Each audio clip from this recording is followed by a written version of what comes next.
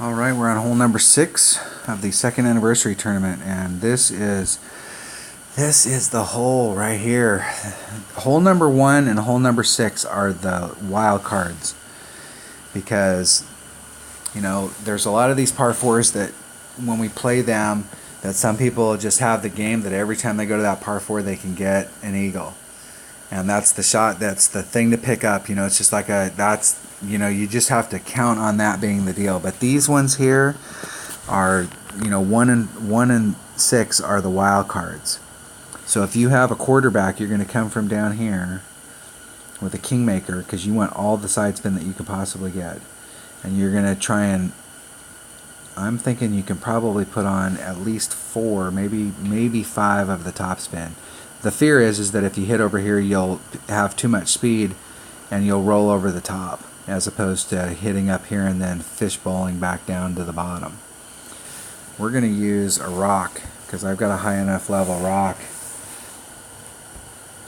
that my rock actually has more side spin than my QB, or excuse me, curl. Okay, and we want to make sure that we got a kingmaker, and we do. Open up that pin chest.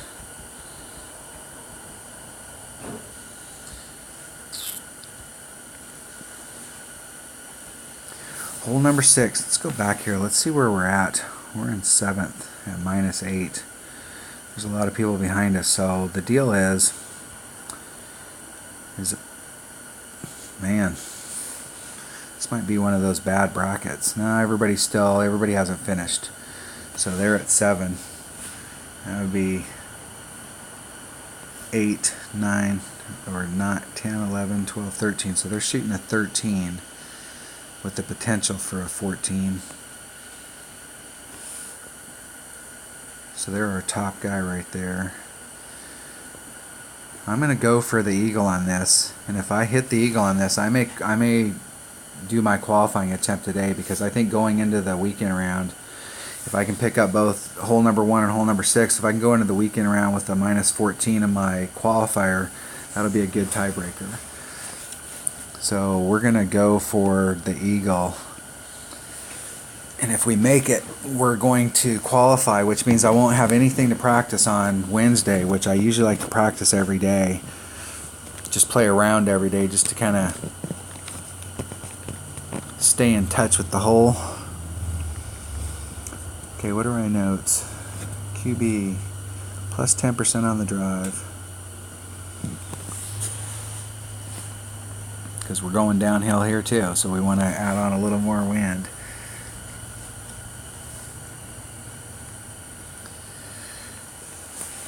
We're using a rock.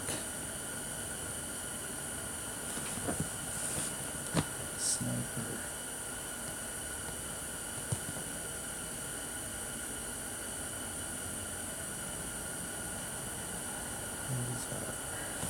Alright, just making some notes there.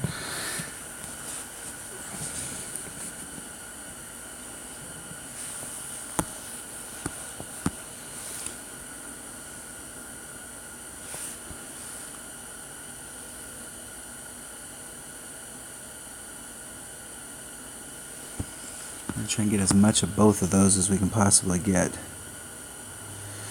We're going to come in 2 rings, and we're going to pull back just a little.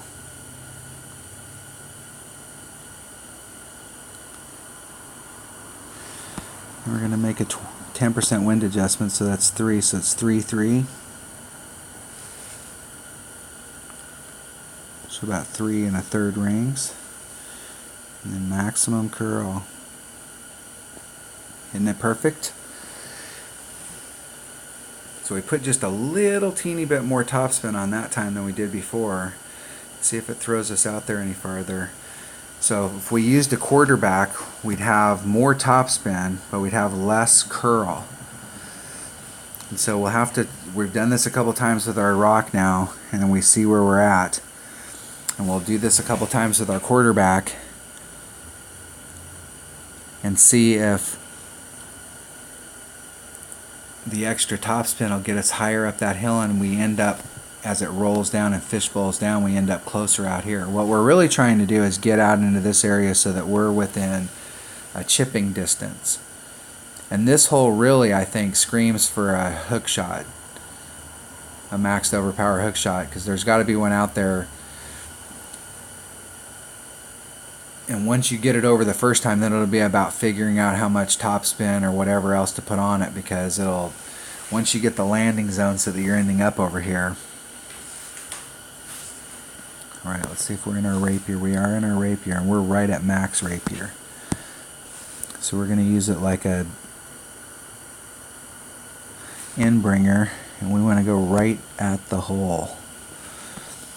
And it's about 1.7 per ring, so we're going to move it just a ring. Let's make sure we're absolutely in line with the wind. And now it just boils down to hitting it perfect.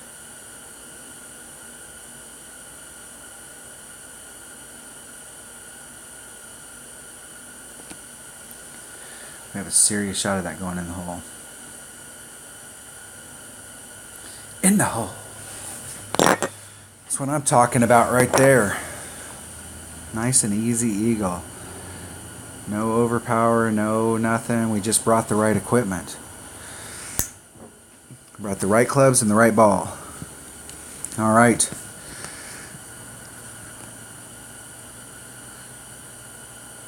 That was hole number 6. So I think we're in that situation now where we've got a -10. In yesterday's bracket, it took some pretty good scores in order to make it. So, you know, we could fall down right now and start missing some putts and forfeit. That'll get us a bogey. That'll get us minus some down scores. That'll only drop us 1 if we get a bogey. So that'll put us, we still may be in it. So I think we're almost either where we have to stop and see how everybody plays these last 3 holes, or we have to commit. And I really think going into the weekend round with a -14 will be a stout score if we can keep it up on these last 3 holes. So this next hole is a serious hole-in-one hole. I mean, of all of the par 3s, it's the one that you really, I think, for my game, I may have the best shot at getting hole-in-one. And then for hole number 8, that par 4, there is a shot out there for eagle, but it's a very tough hole to eagle. Not everybody's going to get it, and not everybody's going to get it very often. You know, they may play the whole tournament and not get it. And hole number 9, I mean, every par 5 you have some kind of an Albie shot, but not a very good one. So that's 4, so that'd be a -14. We're gonna roll with it. All right, so I'll be back with hole number 7. That was hole number 6.